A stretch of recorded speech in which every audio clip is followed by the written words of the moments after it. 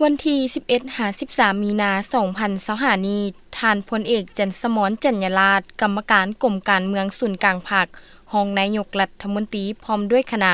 ได้เคลื่อนไหวเยี่ยมยามและเฮ็ดเวียกอยู่บริษัทไม้แปกคำเมืองแปกแขวงเสียงขวางมีท่านบุญจันทร์ศรีวงศ์พันธ์กรรมการศูนย์กลางภาคเลขาพรรคแขวงเจ้าแขวงเสียงขวางท่านหวางเฉินเวประธานบริษัทไม้แปกคำพร้อมคณะให้การต้อนรับท่านหวางเฉินเวย์ประธานบริษัทไม้แปกคำได้รายงานการจัดตั้งปฏิบัติโครงการขุดค้นและปรุงแต่งแห่คำว่าในท้ายปี2022แขวงสิงขวางได้รับเกียรติเป็นเจ้าภาพจัดงานมหกรรมกีฬาแห่งชาติเพื่อรับประกันความพร้อมในการรับใช้งานมหกรรมกีฬาดังกล่าวทั้งเป็นการปรับปรุงทิวทัศน์ภายในตัวเมืองพลสวรรค์ให้มีความสวยงามองค์การปกครองแขวงสิงขวางได้มีแผนการก่อสร้างและปรับปรุงเส้นทางภายในเทศบาลเมืองพลสวรรค์ในโอกาสดังกล่าวบริษัทไม้แปกคำได้เสนอเป็นผู้ออกทุนช่วยเหลือราษฎร์ในโครงการก่อสร้างและปรับปรุงเส้นทางดังกล่าวรวมมี9เส้นความยาว 15.8 กิโลเมตรมูลค่าลงทุนทั้งหมด 2,80,000 ดอลลาร์สหรัฐ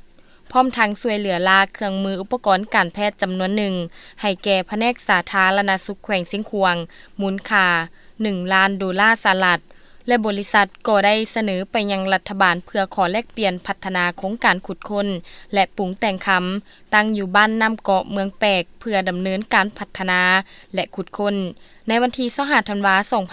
2022บริษัทได้สำเร็จการมอบอากรให้แก่รัฐบาลจำนวน 2,500,000 ดอลลาร์สหรัฐและในวันที่29 ธันวาคม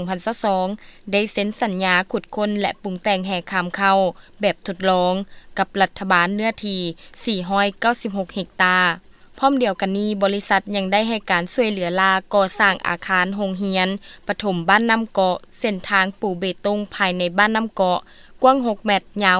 630เมตรห้องการบ้านน้ำเกาะ1หลังขวาข้ามน้ำแบบปฐมประทาน1แห่งรวมมูลค่าช่วยเหลือ 200,000 ดอลลาร์สหรัฐ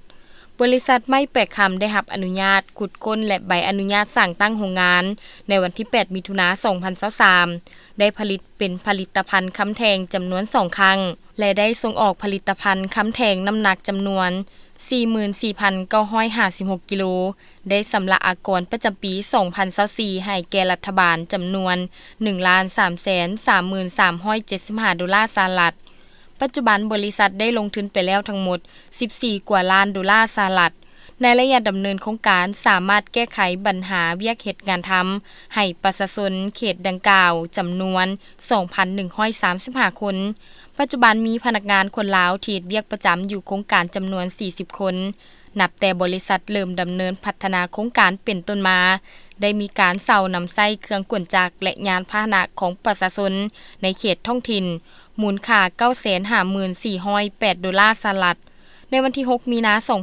2025บริษัทได้สำเร็จการเซ็นสัญญากับรัฐบาลว่าด้วยการหันเปลี่ยนจากโครงการขุดค้นและปรุงแต่งคำแบบทดลองมาเป็นกลไกขุดค้นแบบปกติพร้อมเดียวกันนี้ในวันที่21 มังกร 2025บริษัทก็ได้มีการมอบเงินช่วยเหลือลาให้แก่รัฐบาลจำนวน 250,000 ดอลลาร์สหรัฐมอบเงินช่วยเหลือลาให้แก่องค์การปกครองแขวงเสียงขวาง 50,000 ดอลลาร์สหรัฐโครงการได้วางแผนก่อสร้างโรงงานแยกแฮและโรงหลอมโลหะให้สำเร็จภายในเดือน 4 ของปีนี้และจะสืบต่อส่งออกผลิตภัณฑ์คำบริษัทได้เอาใจใส่ในการประกอบส่วนสุขยูเวียกงานการพัฒนาและในเวลาเดียวกันนั้นท่านพลเอกจันทร์สมรจัญญราษฎร์รองนายกรัฐมนตรียังได้พบปะโอลมอำนาจการปกครองบ้านพ่อแม่ประชาชนและน้องน้อยนักเรียนประถมสมบูรณ์บ้านน้ำเกาะพร้อมเดียวกันนั้นยังได้ไปเยี่ยมชมแหล่งท่องเที่ยวประวัติศาสตร์ภูกูดจอมเหล็กตื่มอีก